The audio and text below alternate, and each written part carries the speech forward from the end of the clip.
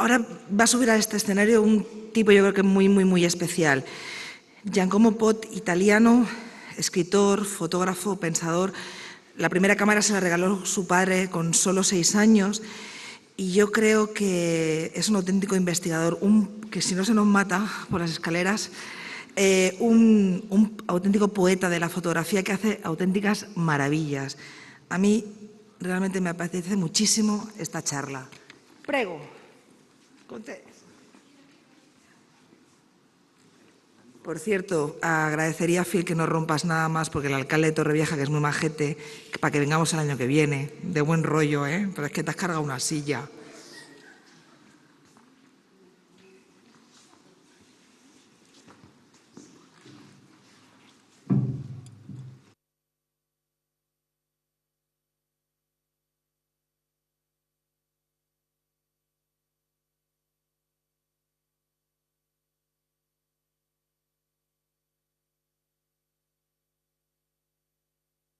Hola, buenas tardes. Yo soy Ibiza 13, pero voy a leerle esta charla en inglés porque estaba en italiano, entonces lo he traducido. Esto es Giacomo, entonces todo lo que está escrito aquí es suyo, no es mío. Bueno, hi, I'm Ibiza 13. I'm just reading the presentation for Giacomo as it was originally in Italian, and I translated it for him. So the title is Portrait as a Metaphor of Photography, and here goes.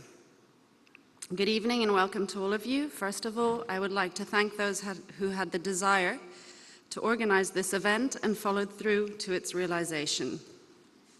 It is a must to thank those who have made such a wonderful opportunity for meeting possible. When Gabriel Samper, who I would like to thank publicly, asked me if I could participate at this event, I must admit that I was in the beginning a little perplexed. I was afraid it would end up as a simple workshop in which each photographer would exhibit his or her photographic technique. Clearly, this was of no interest to me, as I believe that if one must speak of photography, then one should do so focusing on what Elliot Erwitt called the comedy of man. When Gabrielle reassured me that there was absolute freedom in choosing the topic of one's presentation, then I experienced that small burst of joy that accompanies a meeting of minds.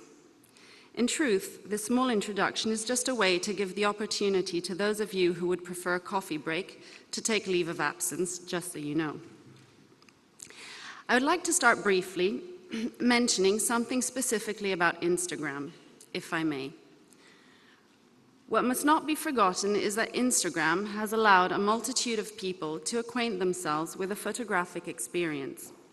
And as such, it should neither be demonized nor sanctified. Personally, I have had the opportunity of getting to know many people, in some cases very talented people, many of you sitting in this auditorium today, with a remarkable sensitivity for photography. This being said, what has been happening on Instagram in the last few months leaves room for considerable perplexity on the nature and purpose of such a platform. Many have witnessed with fear and trepidation the acquisition of Instagram by Facebook. But the truth is that Instagram has been undergoing a process that has rendered it increasingly similar to Facebook in terms of social networking for quite some time. And in this process, it is arguably true to say that the quality of the content found on Instagram has deteriorated visibly, as the social networking taking place on it has rapidly increased. It was inevitable, of course, that as Instagram evolved and users increased, the quality of the content would be diluted. Therefore, it is my opinion that the acquisition by Facebook of Instagram should not really worry us too much. Instagram has been Facebooking itself already for some time. Another more critical point, and this point is much more important as it concerns photography and the way it is perceived, is the attitude towards photography that I have encountered on Instagram. There seems, in fact, to be a tendency toward an ever-increasing critical autarky, as well as an inability of relating to photography as something which actually exists and lives and flourishes outside of Instagram. In brief, there seems to be a tendency within Instagram of taking refuge in a limited and isolated niche where one can believe, indeed fantasize, that Instagram is what photography is really about. This phenomenon occurs for reasons that are too lengthy to explain here. However, the real danger in this belief is that there is no photography outside of Instagram. Excuse me. However, the real danger in this belief that there is no photography outside of Instagram is that it will lead to isolation and marginalization. It is needless to add how foolish and damaging such an attitude is. What they see as a liberation is in truth a condemnation. It would be a shame, in fact, to stifle and limit in this way the excellent qualities of those many talented photographers whom I have had the pleasure to meet in this context. I therefore hope that platforms such as Instagram, IM, StreamZoo will avoid condemning themselves to total irrelevance by isolating themselves in a bubble, ignoring the rest of photography. At the end of the day, there is no old and new photography. The real difference is only between good and bad photography, nothing else. Curiously, there is another parallel phenomenon taking place, namely the proliferation of numerous apps which allow the editing of one's photos. Layering, vintage, and much more can be fun and in many ways satisfying. But these apps and the exuberant editing they encourage are reminiscent, ironically, of pictorialism. For those of you who are not familiar with pictorialism, this was a movement which took place at the turn of the 20th century, the 1900s, in which photography on its own was not deemed sufficient as a standalone art form, and that to be considered of proper value, it had to be embellished with painting. In brief, photography had to imitate painting to be considered art. So I ask, isn't it curious how by using apps which are considered hip and innovative, we end up using the same sort of paraphernalia which was becoming tired and obsolete already 100 years ago? Many people, perhaps too many, currently believe to have found in Instagram a photographic El Dorado, somewhat ignoring or being ignorant of everything that has happened in photography prior to Instagram's arrival. The inescapable truth is that nothing new has been invented by changing the name of something which already existed. Mobile photography is the term or tag, which in itself does not indicate anything new. The fact of the matter is that it indicates an aspect of photography which has already been experimented widely and extremely successfully by photographers such as Alfred Stieglitz, Lewis Hine, Walker Evans, Vivian Meyer, and Helen Levitt, just to mention a mere few. These incredibly talented photographers did not call it mobile photography, excuse me, but they were the precursors and founders of it. To ignore their existence and their work is to ignore the simple truth that nothing new has been invented. Moreover, let me please take this opportunity to state that these incredible photographers have also taught us another simple truth. It is neither technique nor technology which determine the way in which man can interpret differently his existence. These photographers were clearly not using mobile phones. On the contrary, they had slow, big, and cumbersome cameras. The mobility did not come from the equipment they used, but from the spirit with which they took the pictures, from the way they wanted to see the world around them and the way they wanted us to see it through them. The notion that mobile photography is a new invention seems to be unquestionably accepted as truth. All this is just to say that a knowledge of what preceded us, photographically speaking, is not a bad thing, as it helps to avoid confusing reality with fiction.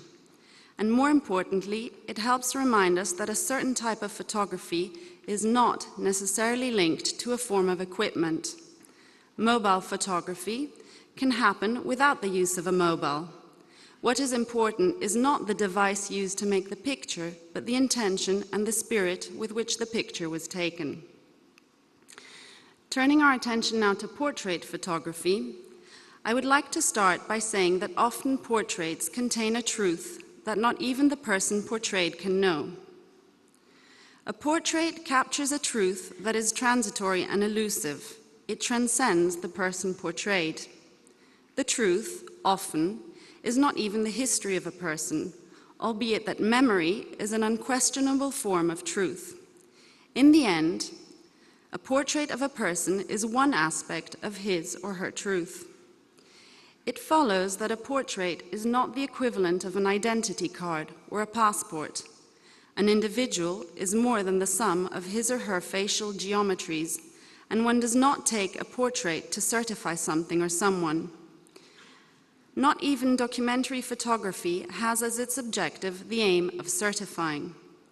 The aim of a documentary is rather that of providing a key with which to read reality, and portraits are a perfect exemplification of this concept. When we take a portrait of a person, we are taking in their likeness, but also modifying it at the same time. For it is through our vision that their face is being expressed. In this sense, the falsehood of portrait photography saves us from the trap of producing a mere identity card of the person portrayed. Portrait photography contains within it a multitude of realities, and as such has its own meta-language.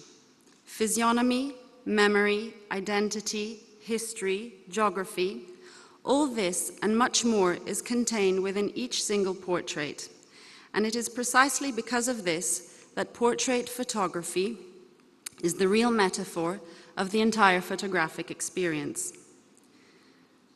With regard to my own work, there is not much that I want to say here.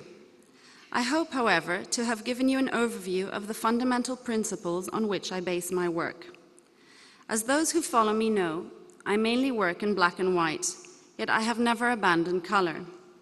I believe that within one's individual photographic experience, one should never stop researching and experimenting.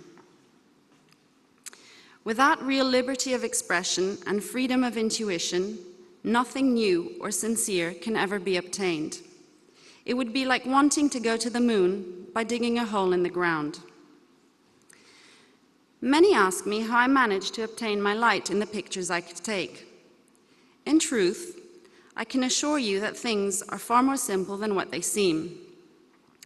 I can say that light is the homage that truth gives to darkness, just like darkness is the sentiment that truth gives to life. Light and darkness are inseparable elements, which nevertheless have a different destiny. And portrait photography is the most important ambit where the interplay of these two elements can be witnessed with such clarity. This, too, is why portrait photography is the real metaphor of photography as a whole. On a final note, precisely because of the dual and contrasting elements contained in portrait photography, namely truth and falsehood, light and darkness, no unnecessary form of posturing is needed. I urge all of you who enjoy pursuing portrait photography to be free, to liberate yourselves from worrying about the technicalities of photography, and focus on seizing the essence of what you're taking a portrait of, bearing in mind that the moment you're about to capture will never be repeated again.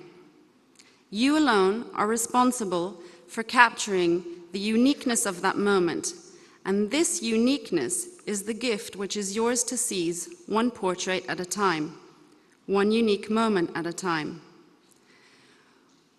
Whatever it is that you are capturing in that moment, whether it is a landscape or a face or the street of the place in which you live, it is the search for that event which Henri Cartier-Bresson called the decisive moment. And in the pursuit of capturing this decisive moment, I urge you to cast aside any unnecessary posturing, be it in the form of unnecessary editing or unnecessary attitude. Such posturing, which we can unfortunately witness more and more around us, merely makes such portraits seem out of place and inauthentic. Portrait photography needs no posturing. Thank you.